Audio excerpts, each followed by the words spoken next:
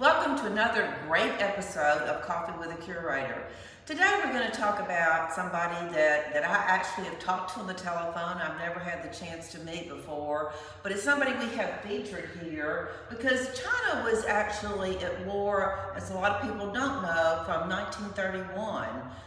Way before we got involved in the war, Japanese were encroaching on China. The actual war didn't start until 1937. But we're going to talk about some of the things that were going on in China before the war ever started. And we're going to talk about this man named Moon Fun Chen. Now, Moon Fun Chen, as I said, I've talked to him on the telephone, and I know that at 106 years old, he was still walking the steps up and down to get into his home by himself. We've not been able to find out whether he's passed on or not, but he was truly an amazing man. And in the 70s, he was actually given some medals for some of the heroic things that he did for us. So I'm going to let Roy tell you about this unbelievable Chinese man. We'll start with Chinese aviation in 1929. The military realized that they needed a friend, and they needed civilian and military transportation and aircraft. So we've got a small excerpt up here on the civilian ally, but this fellow, Moon Fun Chen, grew up in the United States and learned to fly commercial routes 1933, and then in April of 42, that's when Jimmy Doolittle, the stunt pilot, aviator extraordinaire, gone into the military after Pearl Harbor, had a plan, hairball plan. Nobody could believe it would work. Put Army bombers on Navy ships and attack Japan. Well, they put 16 B-25s on there, and they attacked Japan, but they had to take off extremely early because of Japanese sea traffic. They'd been spotted, so they were hours ahead of schedule.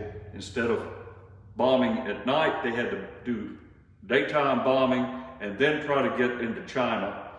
And most of them ran out of fuel, and Doolittle and his crew, they bailed out, and they were picked up by Chinese guerrillas.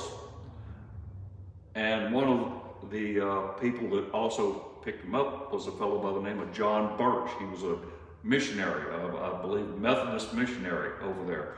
So they got Doolittle and his crew back to friendly sides. And Doolittle had been promoted to Brigadier General. They jumped him 2 grades from Lieutenant Colonel to Brigadier General, and he had gotten a set of stars, 1 star for each shoulder. Met up with Chennault. Chennault had also been bumped up to Brigadier, so Doolittle gave his stars to Chennault. So that's a good little historical tidbit. But back to Moon, this man was a pilot. He picked up a mysterious stranger after the Doolittle raid, took him to Kunming, and then on into India, and the mysterious stranger disappeared.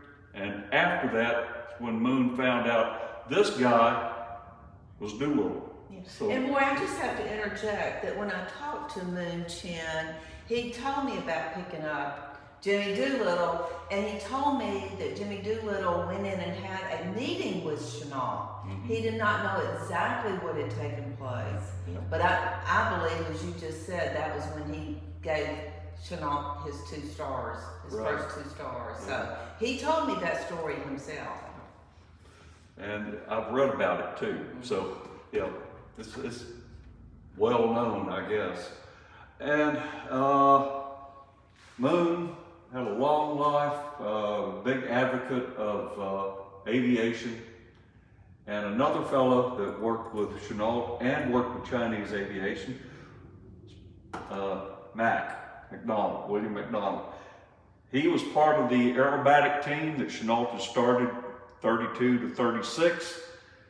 He went over to China before Chennault went there, and he flew. He helped train Chinese pilots, and then he pulled away from it, probably at Chennault's request, and got into Chinese civilian aviation, and they set up routes. They fly supplies, they fly personnel. They did a lot of covert stuff, but Billy McDonald was a wild man, and he came by it naturally. Quite adventurous, as any of these guys that went over there and spent any time with Chennault. They had that reputation. So there's some good books on Chennault, many of them. There was also some good ones on Billy McDonald, and I would recommend that as a good read. Pull it up, see what books are available. I just finished one, can't for the life of me remember what it was. Ghost Tiger? Was it the Ghost Tiger? Yeah, that was one. That was Ghost Billy Tiger. McDonald's Yeah. book. Yeah. Yeah, we sell that here, by the way, in our bookstore, so if you'd like to read it, it's a compilation of letters that Billy McDonald wrote home about his adventures in China. Yeah, it's done almost like a scrapbook. It's not like reading a novel or anything. You're just looking at this collection of information, and it's fascinating. So you've got maps, photos, drawings, and telegrams, everything. So I would highly recommend that. Yeah. I'm glad you remember the name of it. The Ghost Tiger, yeah. Well, I think that's going to do us for today, but Chinese aviation was important. We had to keep China in the war on our side, because if Japanese had taken over China, that would have freed up 1 million to 2 million Chinese or Japanese soldiers, and we'd had to fight them in the Pacific. So. You know, just another example of two great stories we have here. And both of these guys obviously played a big part in General Chennault's life. One of them flew the man that gave him his first stars. And honestly, I know Billy McDonald's son, Billy McDonald, who is the author of the book, The Ghost Tiger, and he also travels around. And he and I both believe that Billy McDonald was probably my grandfather, General Chennault's very, very best friend. Yeah. And they both worked very hard to do the accomplishments. And, you know, no man ever does things by himself, so he contributed a whole lot to my grandfather's success story. Well, thank you, Roy. Thank you for tuning in with another great episode of Coffee with the Curator. Again, please like us, share us, and also go to ChennaultMuseum.org, become a member, or just donate a little bit so that we can keep bringing you these great stories. And we'll see you next week.